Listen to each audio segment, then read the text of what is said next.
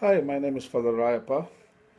Today I'm going to talk about Bhagavad Gita, the holy book. There is lots of wisdom in this great holy book. I'm going to talk about chapter 2, the content of the Gita. I'm going to summarize. It's about the second chapter of Bhagavad Gita.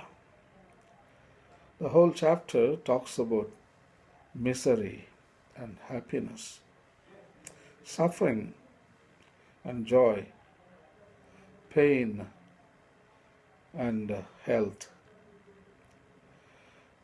Actually, the chapter gives us a profound insight.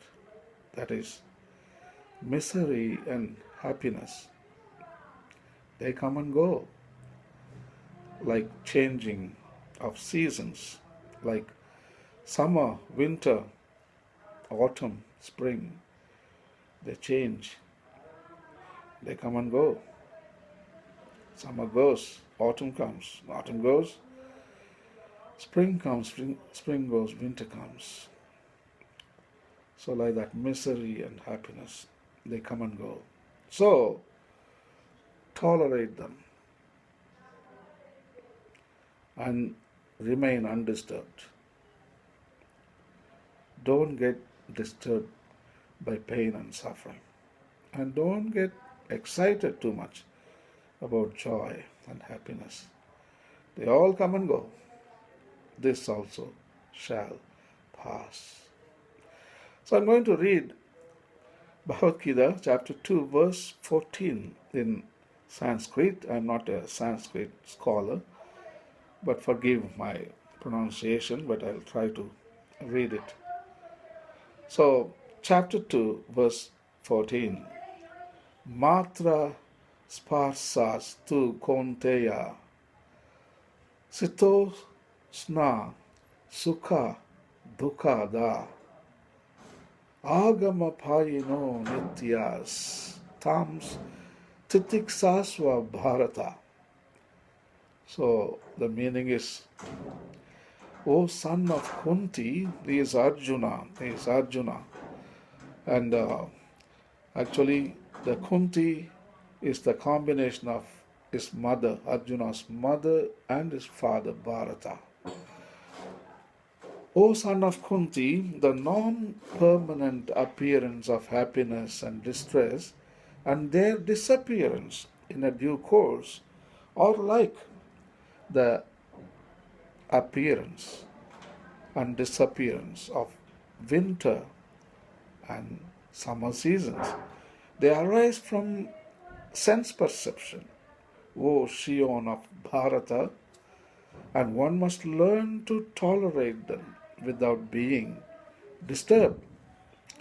In the proper discharge of duty, one has to learn to tolerate non-permanent appearances and disappearances of happiness and distress. According to Vedic injunction, one has to take his bath early in the morning, evening during the month of Māgha, that is January, February.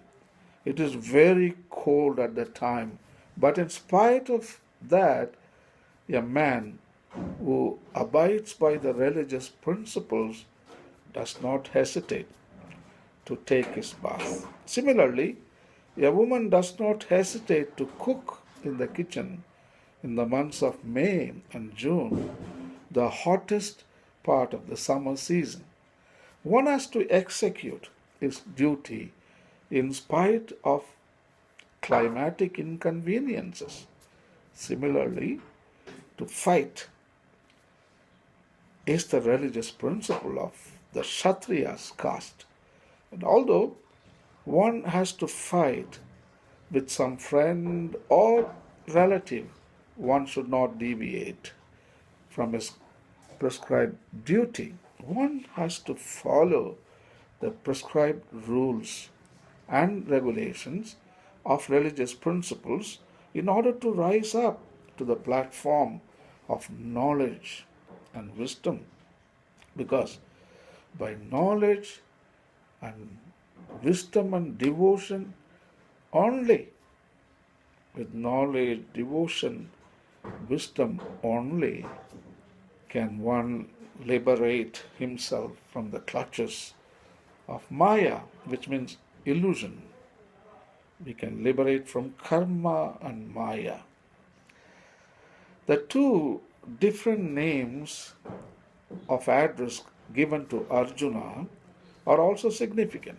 To address him as Kaunteya signifies his great blood relations from his mother's side, and to address him as Bhārata signifies his greatness from his father's side.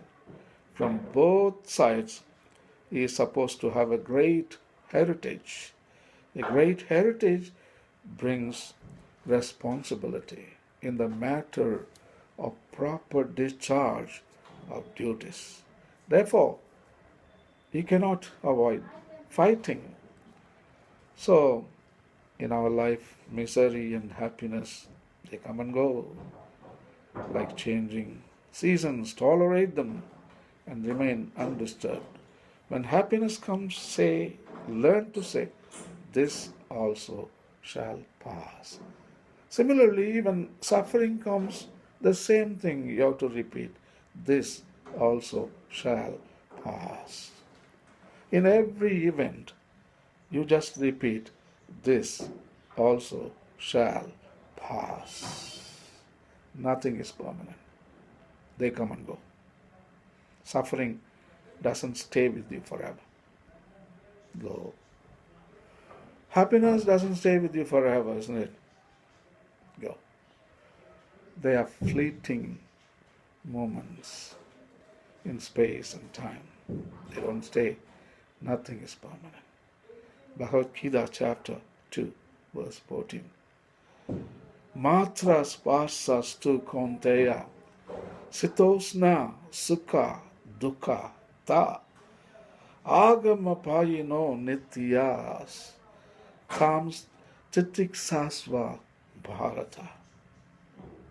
What a wisdom from the holy book Bhagavad Gita. Lots of wisdom. Ancient wisdom. It is the heritage of India. It is a patrimony of each and every Indian. So let us read Bhagavad Gita and learn the wisdom. Have a nice day. Peace, Shanti.